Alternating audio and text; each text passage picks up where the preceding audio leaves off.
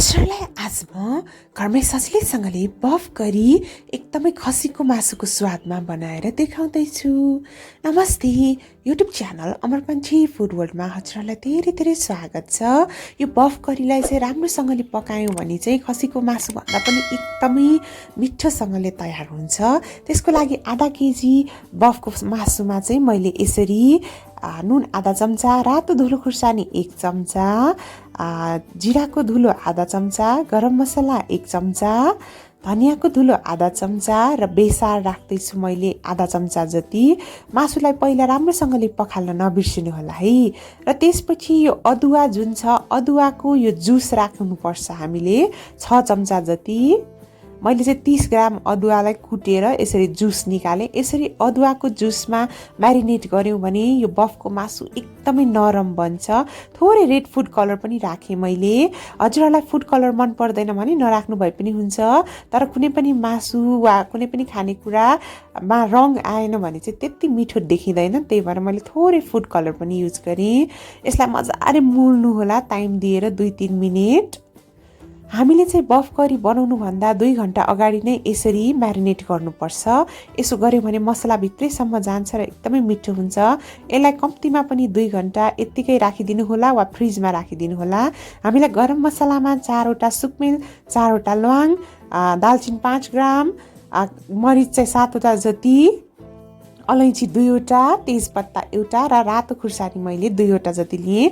पिरो कतिको खानुहुन्छ खुर्सानी त्यही अनुसारले राख्न सक्नुहुन्छ हजुरहरूले। नुन पनि स्वाद अनुसारले थप घट गर्न सक्नुहुन्छ। साथसाथै 2वटा प्याजलाई मसिनोसँगले काटेँ र हामीलाई एकदमै चाहिने भनेको चाहिँ यो हरियो लसुन हो। यसले एकदमै टेस्ट बढाउँछ। साथसाथै मेथी आधा चम्चा, तोरीको तेल 4 चम्चा र धनियाको केही पत्ताहरूलाई लिएँ। सकेसम्म बफ गरी चाहिँ तोरीको तेलमा बनाउनु भयो भने एकदमै टेस्टी बन्छ।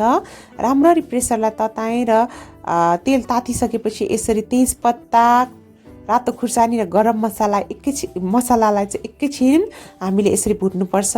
र यसरी भुट्यौँ भने चाहिँ तेलमा पुरैसँगले गरम मसलाको टेस्ट वा फ्लेभर जान्छ र हाम्रो बफ करी एकदमै टेस्टी बन्छ। त्यसपछि मैले यसरी मेथी राखेँ। बफको तरकारी वा बफ फ्राई बनाउँदाखेरि सधैँ मेथी राख्न बिर्सनु हुँदैन है। यसले एकदमै स्पेसल फ्लेभर चाहिँ एड गर्छ। यसलाई पुरै डार्क ब्राउन बनाउनु पर्दैन। यतिको कलर चेन्ज हुने बित्तिकै मैले प्याजलाई राखेँ। प्याज सकेसम्म एकदमै मसिनो गर्नुहोला र अघि जुन मैले रस निकालेकी थिएँ यो अदुवाको त्यसलाई पनि भुट्न जाँदैछु मैले यसरी। मजाले यसलाई भुट्नुपर्छ। अब हामीले एकैछिन मेन गरम मसलाहरूले गर्दाखेरि नै यो एकदमै मगमग बास्ना आउने भइसक्छ। र यतिको कलर चेन्ज भइसकेपछि प्याजले कलर चेन्ज गरिसकेपछि चाहिँ मैले यसरी मजाले अघि म्यारिनेट गरेको बफको मासुलाई राखिदिएँ। हजुरहरूले यही तरिकाले पोर्कको मासु वा खसीको मासु पनि बनाउन सक्नुहुन्छ।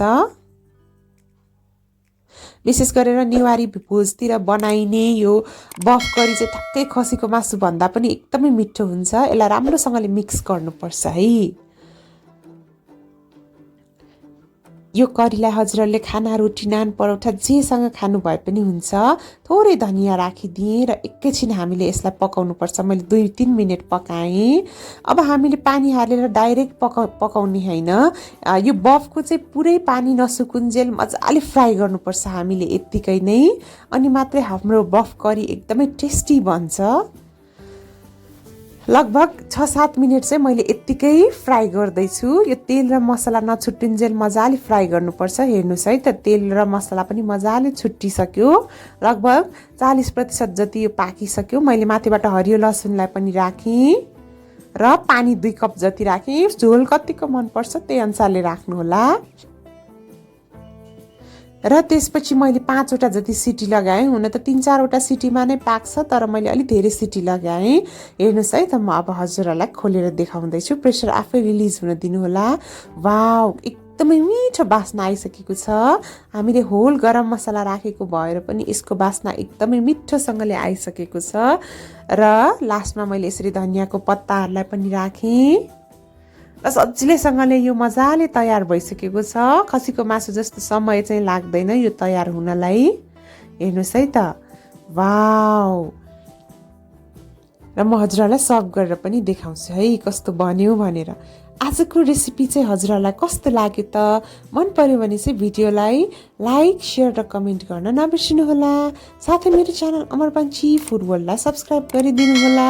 र हजुरहरूलाई कुनै पनि रेसिपी मैले बनाएको हेर्न चाहनुहुन्छ भने चाहिँ तल कमेन्ट सेक्सनमा कमेन्ट गरिदिनु होला। Thank you so much for watching. Have a nice day. Happy cooking to all.